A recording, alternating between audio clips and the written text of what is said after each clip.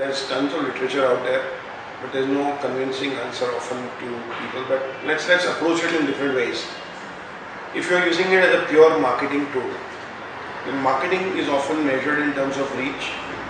When you buy a print ad, when you buy a television commercial, you're measuring reach, and then the cost of reach per person or reach, per eyeball or whatever you call it. So that's one way, that if you track all the activities which you do on social media, and it's not just your Facebook page or Facebook update, but on Twitter, on forums, on blogs, everywhere, what sort of reach you're getting, the extended reach. Sometimes your post could have been shared by people, they could reach a larger audience. So everything put together, what's the reach? So that's one way of calculating a return. In addition, what's the engagement? Are people actually coming and talking to you?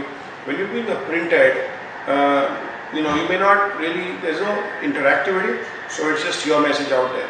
But if you're on a social media platform, there's an engagement. So part of this is actually your equivalent of your sales channel.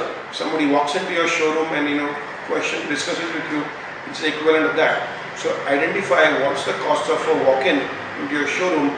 The conversation on social media is equivalent of that. Major conversations out there.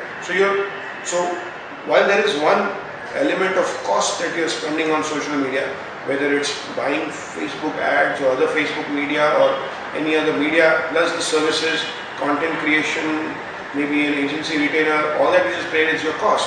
Against that, what are the different things which you're getting? So you're getting, one is a simple reach, which is your marketing return. There's an engagement which is equivalent to maybe getting a walk-in or to your showroom or to your office. There are other things. If you're handling customer service,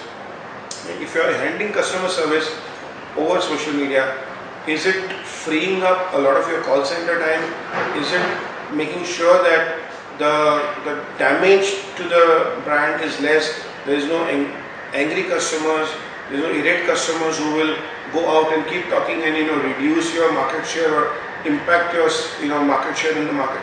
Now, if all those things have to be also equivalent, calculated as an equivalent value which you are bringing because you are responsive on the brand in terms of your customer service.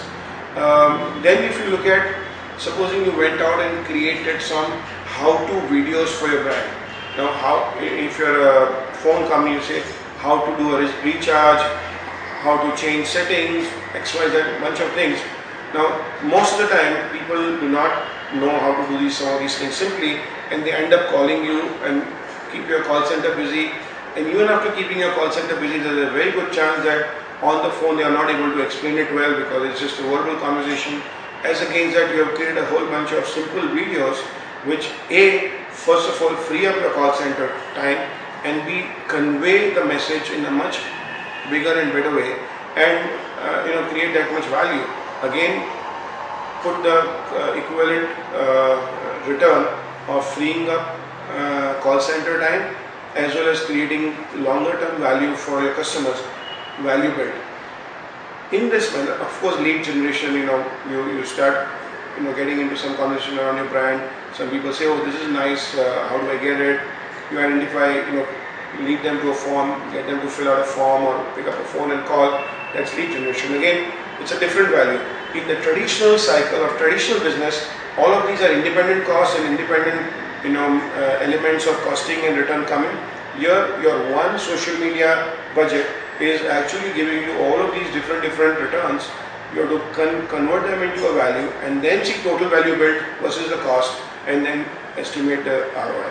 So in terms of doing it, of course, you just need to do a lot of data gathering if you are so seriously obsessed of finding exact ROI. Now, the whole ROI question in social media comes in as a legacy of SEO and SEM. The earlier traditional usage of, or even not earlier, even it's, of course it's today still in place, the traditional usage of search mediums to generate leads. Now, those were very specific marketing exercises, and there was a specific cost, there was a clear measurability of return on that. Because SEO or SEM were measurable, there is a tendency to say that even social media should be equally in exact precise way measurable. But social media in a sense is equivalent of your PR efforts or advertising efforts and those kind of, and customer service. How accurately can you measure your PR impact in traditional media? How accurately can you measure the worth of a hoarding or a television ad? How accurately can you measure an impact of a BTL event that you do? It's tough. So when you relate social media efforts to those activities, you find that that is a fuzzy ground. Equally fuzzy is social media measurement in that sense. Don't equate it to SEO, SEM, equate it more to your PR activity, to your below the line activity, to your advertising activity. If that's fuzzy, this is equally fuzzy, but not that you are putting money in a black hole and you don't know where it's going. There are ways to measure, identify value created, and you will get a sense of ROI. It may not be as accurate as an SEM campaign.